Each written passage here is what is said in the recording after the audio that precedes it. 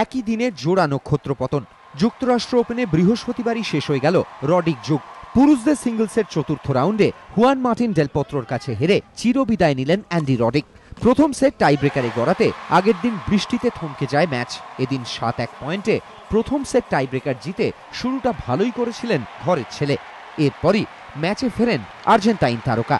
ফল ৬-৭, ৭-৬, ৬-২, ৬-৪।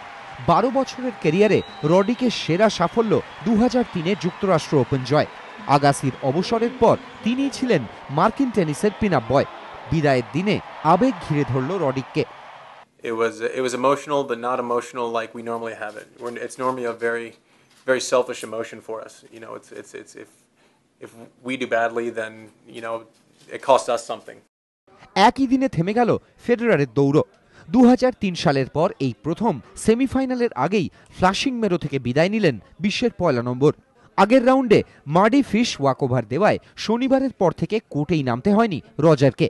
Champion আরমোরা ভাঙার আগেই এদিন ম্যাচের দখল নিয়ে ফেলেন থমাস বার্ডিচ।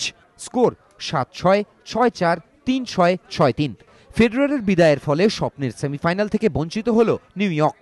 উইম্বলডন আর অলিম্পিক ফাইনালের পর বিলি জিন কিং টেনিস সেন্টারও অপেক্ষায় ছিল আর একটা মারে ফেডারার লড়াই দেখতে। এবিপি আনন্দ।